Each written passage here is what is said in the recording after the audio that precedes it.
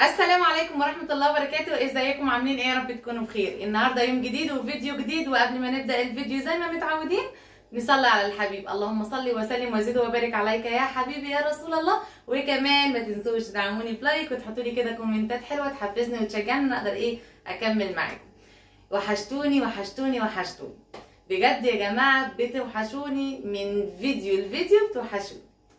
النهارده بقى الفيديو بتاعنا جوع اخر الليل.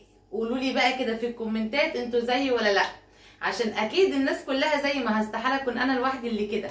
بيجي بقى كده الليل وكلهم جعانين، لا احنا عايزين ناكل. طب ما تاكلوا اي حاجه من البيت؟ لا، عايزين يا اما بقى افتكس اي افتكاسه واعملها تمام، يا اما نطلب اي حاجه من بره. فطبعا مش كل يوم هنجيب من بره يعني. فقلت النهارده بقى كده هعمل لهم كده وصفه ان شاء الله هتعجبكم. شوفوها وتابعوها لحد اخر الفيديو وهتعجبكم ان شاء الله، وهتجربوها وقولوا لي في الكومنتات ان هي عجبتكم ولا لا. دي فكره من افكاري يا جماعه، جوع اخر الليل. بس كده يلا بينا نبدا الفيديو.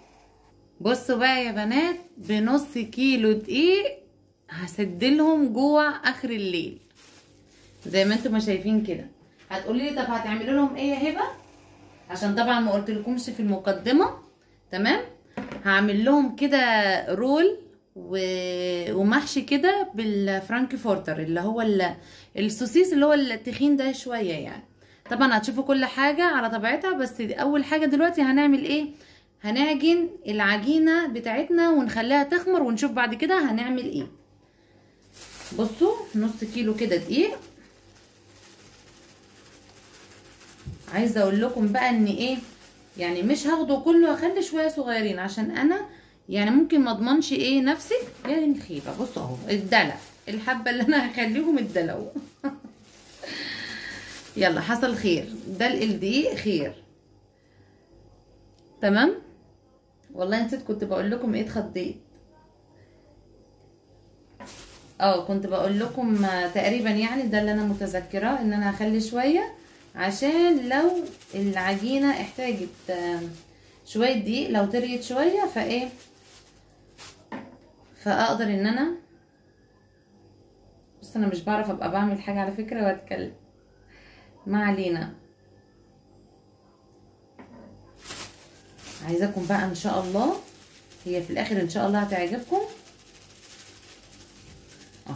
والله انا حطاهم كلهم، ماما اكيد عندها دقيق تاني فمش مشكله.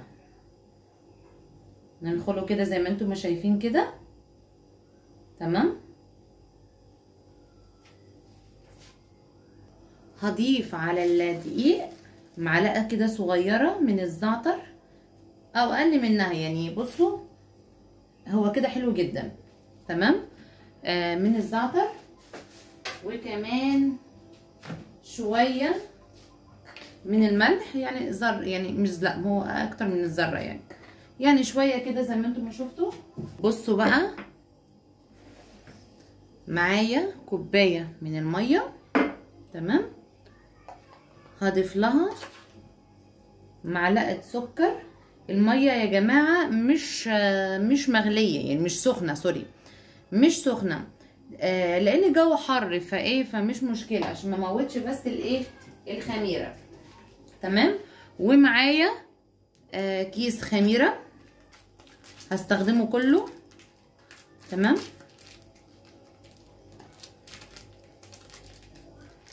مش عارفه فين المقص اهو. عايزه اقول لكم ان بنتي جنبي وعماله تشاور لي على انا مش عارفه انت عايزه ايه. مقص. انت عايزه المقص ولا انت بتشاوري لي على المقص؟ ماشي، ما تحرمش مني تمام. وهقلبها بقى كده كويس جدا.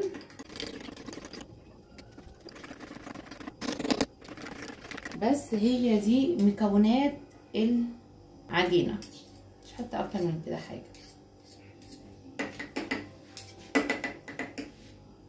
تمام كده.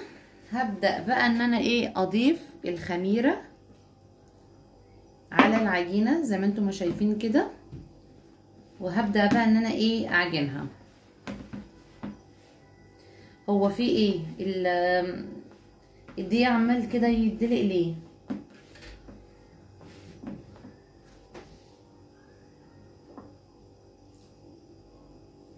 انا هحتاج ميه تانية، بس ايه اعجن بس كده شويه. على فكره انا ممكن ان انا اضيف عادي جدا الخميره على الدقيق عشان انا واثقه فيها، بس انا ايه عشان في ناس بتبقى جايبين ايه خميره بتبقى مش كويسه، ما بتتفعلش كويس. تمام. بصوا انا هجيب ميه عادي جدا من الحنفيه،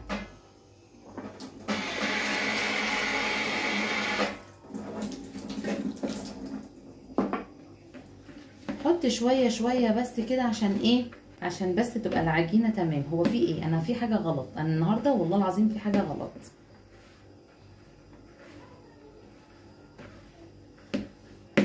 بصوا انا كده هي غالبا يعني مش هتحتاج ميه تاني،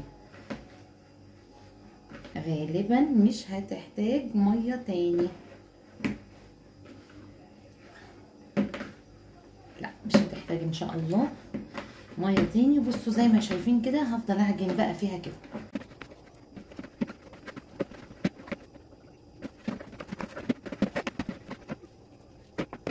تمام كده. هبدأ بقى كده ان انا اجيب ايه زيت. هحط شوية زيت مش كتير يا جماعة، ماشي؟ بس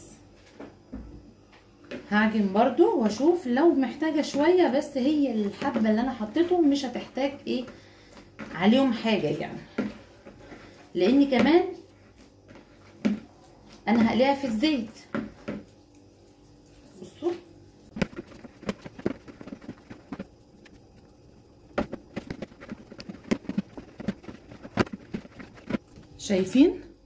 شايفين ما شاء الله العجينة عاملة ازاي. بصوا بصوا بسم الله ما شاء الله. بصوا يا حلوين، ماما ما عندهاش ستريتش راب، فانا هكتفي ان انا البس البوله كده كيس. تمام كده اهو، كيس صغير ما علينا. بس زي ما انتم ما شايفين كده، مش هحطها في اي مكان، هخليها هنا على الرخامه لحد ما ايه ما تتفعل كده وتخمر، وبعدين هنشوف هنعمل ايه. دلوقتي بقى هسلق الفرانكفورتر. هو في ناس بتقول عليه هوت دوج مش عارف ايه، يعني زي ما انتوا بقى بتسموه يعني. تمام. طبعا عشان مش هيتحمر ولا حاجه، هاخده كده ايه سلقه لدرجه يعني لوقت كده 5 دقايق، مش اكتر من 5 دقايق عشان بيطرى جدا. تمام. لو اقل من 5 دقايق كمان يبقى تمام. يلا بينا نسلقه. بصوا بقى المقدار بتاع العجينه دي اللي انا عملتها ماشي، بيعمل من 12 ل 14 واحده يعني. فهنقول مثلا لو 14 هناخد ايه 7 لانها بتتقسم 2 4 6 7 بس. هما دول اللي انا ايه هسلقهم دلوقتي علشان اعملهم. بصوا الميه اللي انا ايه هسلق فيها الهوت دوج او الفرانكفورتر، حطيت بس شويه ملح مش كتير. تمام، شويه صغيرين مش كتير. اول بقى ما تغلي هروح منزله ايه الهوت دوج فيها كده. الميه غليت. تمام. هنزل بقى كده بايه بالهوت دوج. خليها هوت دوج عشان ايه محدش يقول فرانكفورتر ايه والكلام ده. بس هسيبه كده 5 دقايق، اقل من 5 دقايق كمان، وايه وهشيله من الميه. بصوا كده يا حلوين عدى خلاص الحمد لله ال5 دقايق. تمام. فشيله واحده كده هشيلهم. تمام كده. ويلا بقى بينا نبدأ ونشوف هنعمل ايه. بصوا بقى يا حلوين الحاجات اللي انا هستخدمها. تمام. زيتون اسود،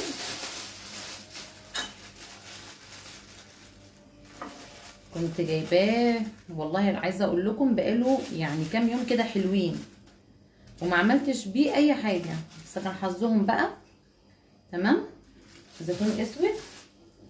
بصوا المفروض ان انا بحط جبنه مثلثات، بس انا ما عنديش جبنه مثلثات، فاعمل ايه؟ كان عندي اللي هي العبور لاند بتعمل جبنه شيدر، اللي هي طعم الشيدر. تمام. فايه، فهي دي اللي ايه هستخدمها. تمام. وطبعا زي ما انتم ما شايفين كده الفرانكفورتر جاهز معايا، في كمان الكاتشب، وهي دي الحاجات اللي انا هستخدمها يا جماعه. يلا بقى بينا نبدا. هنا خلاص الخميره سوري العجينه خمرت. تمام. نعملها كده ما شاء الله حلوه جدا جدا جدا. خليها كده على جنب. وطبعا هيكون معانا زيت. تمام. بس اول حاجه بقى هنعملها ان انا ايه هقسم كده الواحده 2، يعني بصوا هعملها نصين كده. تمام اهو كده.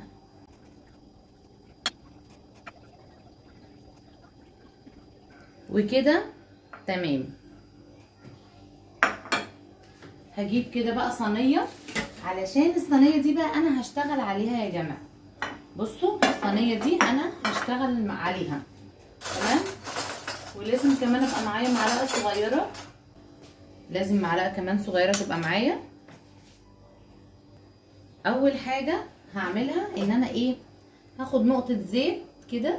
يا لا لا لا لا ده كده كتير قوي، والدلق كتير مش هينفع. هنقصها او همسحها وهرجع لكم تاني. بصوا يا جماعه لازم تبقى ايه هي يعني شويه صغيرين، نقطه صغيره بس كده. تمام. هقطع بقى. بصوا هاخد حته صغيره يعني حلوه كده. دي كده حلوه ولا اهو اكبرها شويه اهو. بصوا زي ما انتم ما شايفين كده. بصوا بقى بفضل ايه اعملها كده زي ما انتم ما شايفين. تمام كده. عايزين تكبروها شويه كبروها.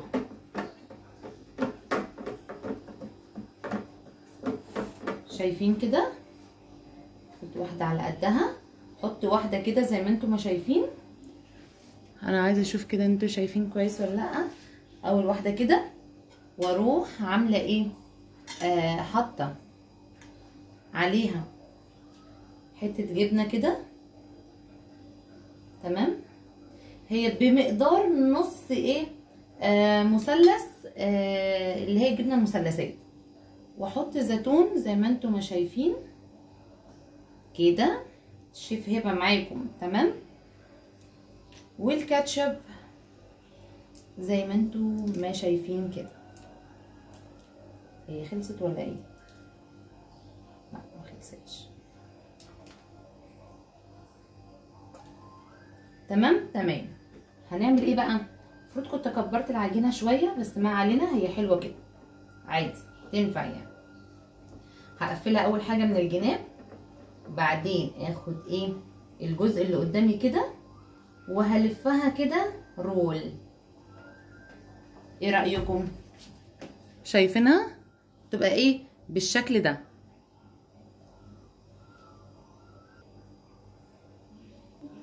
بصوا بقى هجيب صينيه كده واروح ايه رصه فيها الرول اللي انا عملته. عايزه اقول لكم ايه ان ممكن اقلي على طول، بس انا قلت كده يعني ايه هعمل كام واحده بكام واحده واقليها عشان ايه الدنيا تبقى سهله بالنسبه لي. طبعا في زيت في الايه في الصينيه. هاخد قطعه تانية. كبرت كده العجينه شويه المره دي. اهم حاجه تفردوها كده كويس.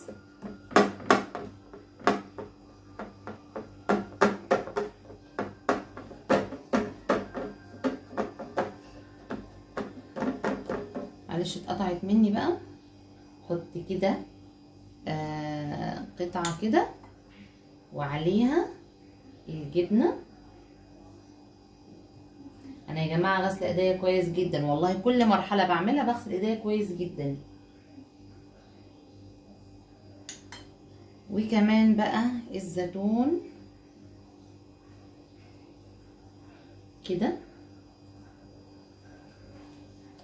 وناخد الكاتشب.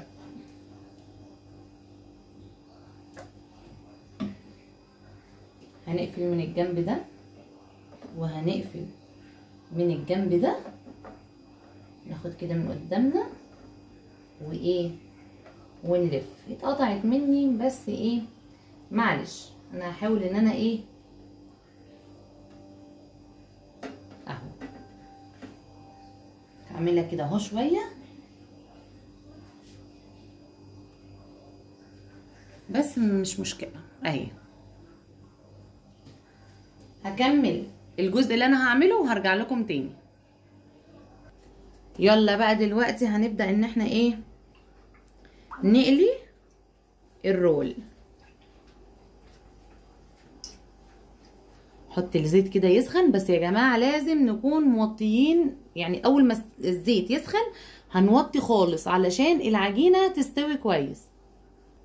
بصوا دي الكمية الاولى اللي انا عملتها، لما لقيت ان هي الصينية اتملت كده فقلت ايه خلاص هبدأ بقى ان انا ايه احمر ايه او اقلي الرول.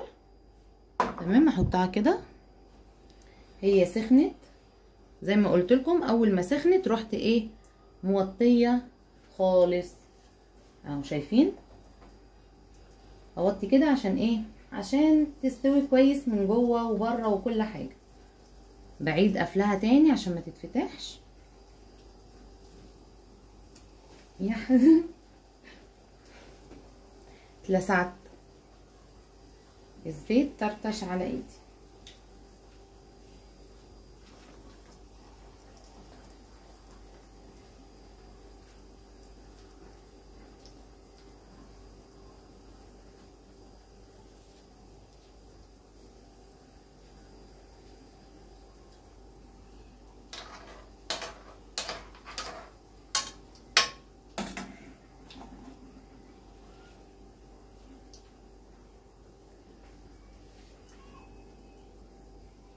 يلا بقى هكمل تمام لحد ما ايه ما الرول يتحمر كله. يلا بقى نشوفها كده. الله الله الله الله، بصوا خدت اللون. بص هو ده اللون اللي انا عايزاه، شايفين اللون الذهبي اللي هو غامق شويه. دي اتفتحت معلش، مش مشكله. انا مش لاقيه المساكه كده. مايا شوفي لي المساكه يا مايا، شايفين؟